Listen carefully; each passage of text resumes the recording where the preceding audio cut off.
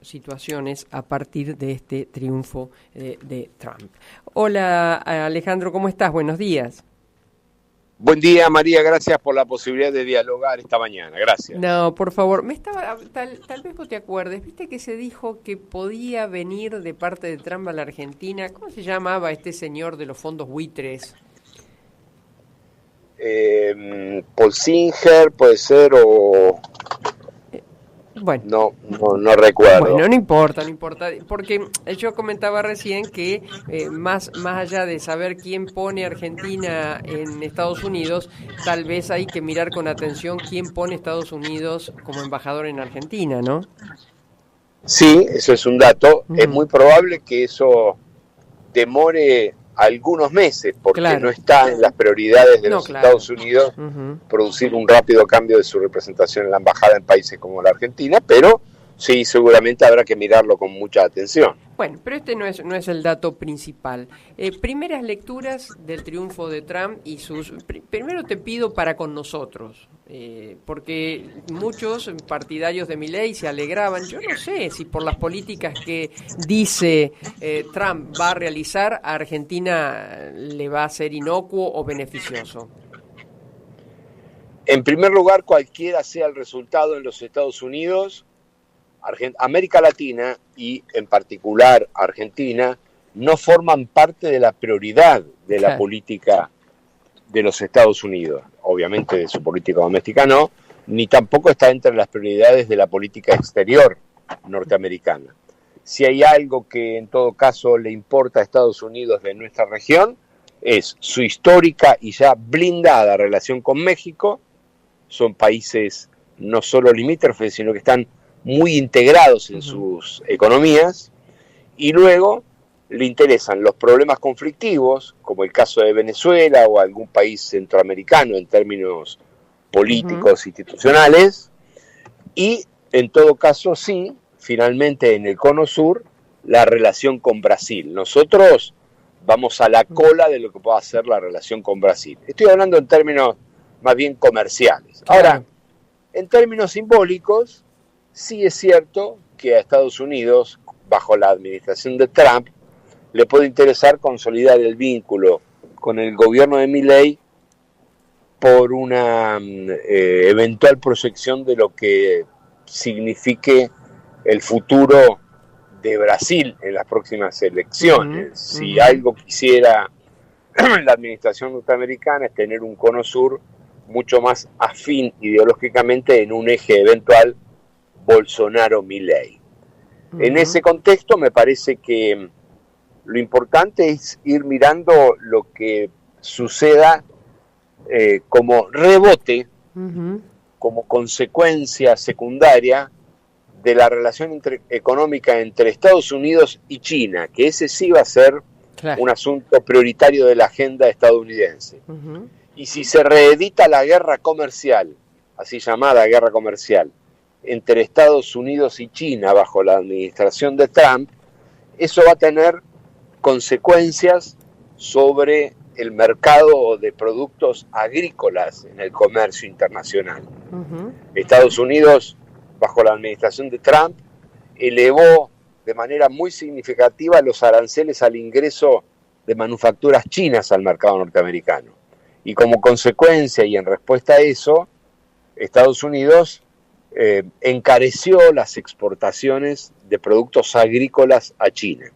Como China es quien compra 6 de cada 10 toneladas de soja que se comercializan en el mundo, el 60%, el 61% de la soja que se compra en el mundo lo compra China para alimentar a su ganado porcino, especialmente. A su ganado porcino. China explica el 50% del consumo de carne de cerdo en el mundo. La mitad del cerdo que se come en el mundo se consume en China. Por eso, como base de la alimentación del ganado porcino, China acumula soja y en particular produce o importa, según sea el caso, harina de soja, y es el principal comprador de soja adquirido en Estados Unidos, Brasil y Argentina. Durante todo este año 2024 se nota que los chinos tenían la posta porque sí. aceleraron sus compras de soja en Estados Unidos y están acumulando soja norteamericana, bajo la previsión de que si ganaba Trump, la soja estadounidense iba a aumentar. En consecuencia, a partir de 2025, lo más probable es que caigan abruptamente las compras de soja de China a Estados Unidos y que aumente la necesidad de comprarle a dos países que son los otros dos grandes proveedores, Brasil y Argentina. Claro. La gran encrucijada allí es la administración libertaria de Milei, que tiene una concepción del comercio exactamente contraria y opuesta, enemiga a la de Trump. La visión de Milei del comercio y de la industria es lo opuesto a la visión que tiene Trump del comercio y de la industria. Esa administración, la administración libertaria, va a avanzar en explorar y profundizar lazos comerciales con China, dado que China le va a comprar menos soja a Estados Unidos, o se va a alinear ideológicamente con Estados Unidos más allá de intereses comerciales. Veremos, eso es un gran desafío. Al contrario, Brasil ya está bien posicionado porque hoy ya pasó a ser el principal proveedor de soja del mundo y por lo tanto de China, y comparte con China una integración más que interesante, alternativa en los BRICS, junto con Rusia, China, India, Sudáfrica y otros países que ingresaron en las últimas 2 semanas. Argentina, como ustedes saben, renunció explícitamente a integrar los BRICS a partir de la asunción del presidente Milei. Así que a mí me parece que hay una primera consideración que hacer, que es bastante de corto plazo, que es cuál es la decisión en materia de política exterior y en particular del capítulo comercial que Argentina va a tomar respecto de la oportunidad que se abra para aumentar potencialmente el comercio con China en materia agrícola, si es que se avanza en reeditar la guerra comercial entre Estados Unidos y China. Luego el otro gran interrogante es si tiene sentido, si tiene fundamento la esperanza de la administración de Milei, la ilusión de la administración de Milei, de que Estados Unidos podría incidir en financiar parte de las necesidades de crédito, valga la redundancia, como para abrir el cepo, de financiamiento que tiene la Argentina. Y ahí hay dos posibilidades. Una, la primera, que Estados Unidos, bajo la administración de Trump, vuelva a incidir ante el Fondo Monetario Internacional como lo hizo en la época en la que gobernaba Macri, que recuerdan, el fondo aprobó una asistencia histórica, la más importante en la historia del Fondo Monetario Internacional. Inclusive quedó pendiente que no hizo uso de eso el gobierno de Alberto Fernández, no me acuerdo si era un tramo de 17.000 millones de dólares, algo por el estilo, ¿no? Sí, el Fondo Monetario terminó aprobando entre fondos propios más otros organismos 57.000 millones de dólares y Argentina solo accedió a 45.000, es decir, que quedaron pendientes 12.000 millones. Es poco probable que eso se pueda reeditar, no porque en todo caso no lo decida Trump, sino porque el staff del Fondo Monetario Internacional ya tiene marcado a fuego lo que significó el 2001 con Argentina y el 2018 también con Argentina, que fueron dos situaciones muy delicadas para el Fondo Monetario Internacional, dado que en el primer caso Argentina no pagó, y en el segundo caso, que es el de 2018, los recursos del Fondo Monetario Internacional se usaron para la fuga de capitales. Eso incluso está en contravención abierta, flagrante, con el artículo 6 del convenio constitutivo del Fondo Monetario Internacional, que dice que los recursos del Fondo Monetario Internacional no se pueden utilizar para financiar una salida continua o significativa de capitales en ningún país. Claro. Por lo tanto, más allá de la decisión política del gobierno norteamericano, es difícil que el Fondo Monetario se incline a una asistencia de esa magnitud, pero podría haber una asistencia menos importante. Y la otra, que solo existe un antecedente, es que sea el Tesoro norteamericano directamente, el gobierno de los Estados Unidos, quien haga un préstamo directo. Ah, mira, no sabía eso que se podía. Sí, existe esa posibilidad, pero solo se usó en el peor de los momentos de la crisis financiera, de una de las tantas crisis financieras en la década de los 90 con México, y bueno, resultó que finalmente tuvo eficacia esa asistencia y hubo una devolución, pero lo que pasa es que México es ya prácticamente parte de la estrategia comercial y financiera de los Estados Unidos. Claro. Muchos estados mexicanos reciben como remesa anual de parte de los mexicanos que trabajan en Estados Unidos dólares por una cantidad equivalente al total de la deuda externa argentina. Es decir, no se puede pensar la relación de México y Estados Unidos como si fuesen dos países aislados o lejanos, como la relación que hay entre Estados Unidos y Argentina, sino que están integrados. Escuchaba también que esta política que anunció Trump, que va a ser muy proteccionista, puede aumentar el dólar porque generaría inflación y eso también nos perjudicaría a nosotros. ¿Qué sabes de eso? Bueno, lo primero que sí que hay que ratificar es que en la experiencia del gobierno anterior de Trump y en su visión del comercio y de la industria, hay un sesgo proteccionista y pro producción interna muy marcado.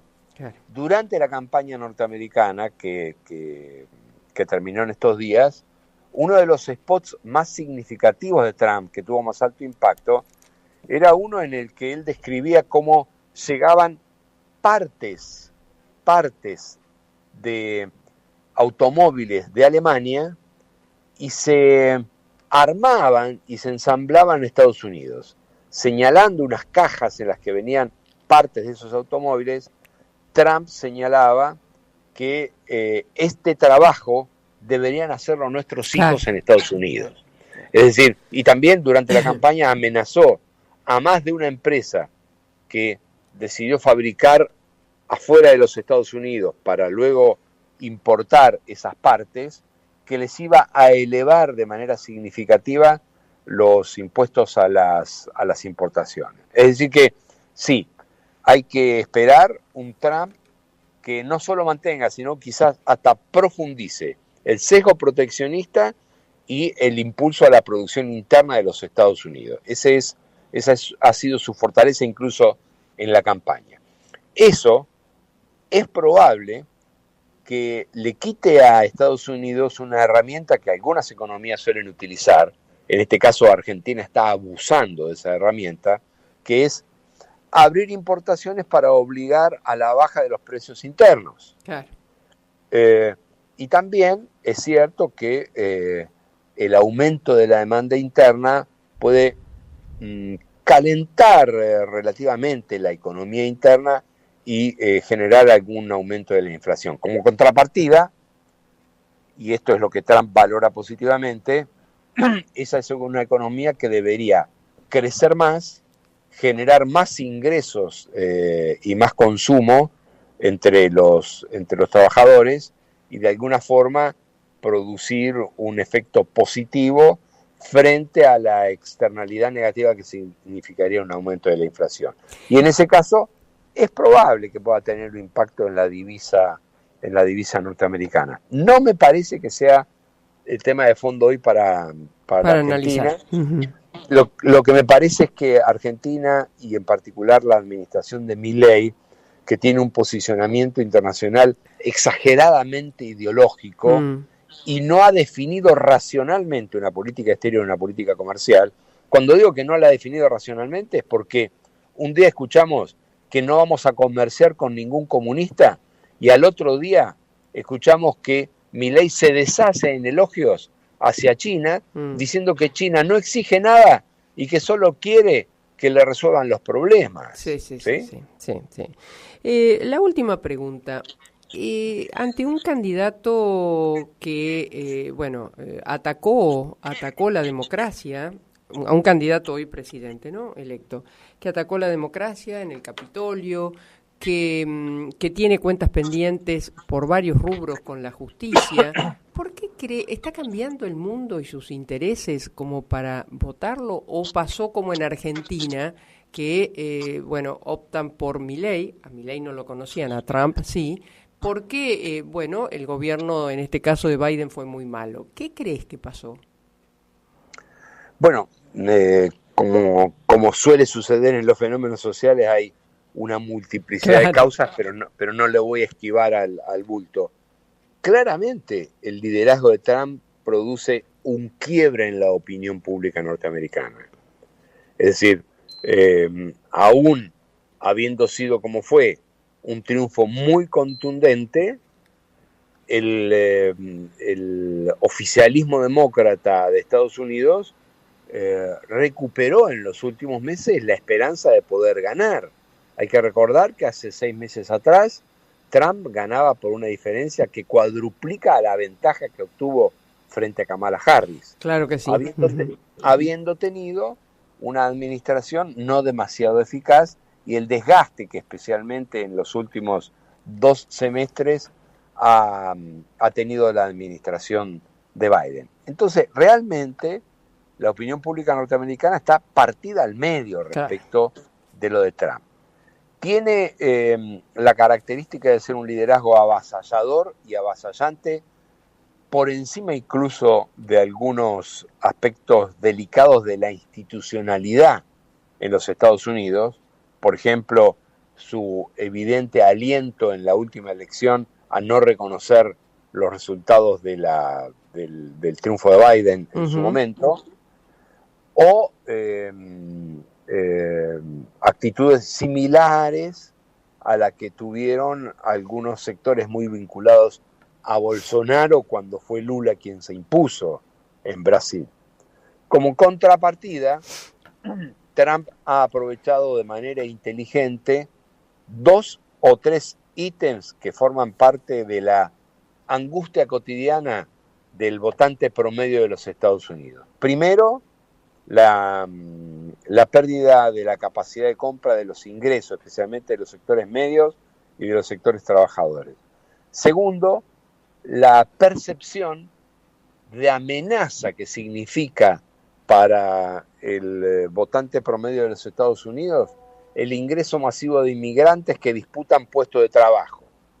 Y finalmente, tercero, asociado con todo eso otro, la pérdida de importancia o de centralidad de la producción propia, de la industria propia, frente a gigantes que amenazan comercialmente a la economía doméstica, como es el caso de China y también de otros países. Eso Trump lo ha aprovechado muy bien. Y ha logrado, haciendo eje en esos fundamentos, obtener esta ventaja que conocimos anoche o esta mañana a primera hora. Así es. Alejandro, como siempre, muchísimas gracias por ayudarnos un poco a pensar y a entender estos nuevos movimientos. Gracias a ustedes, María. Muy buenos días. Hasta luego. Alejandro Topo Rodríguez, él es el presidente del Instituto Consenso Federal.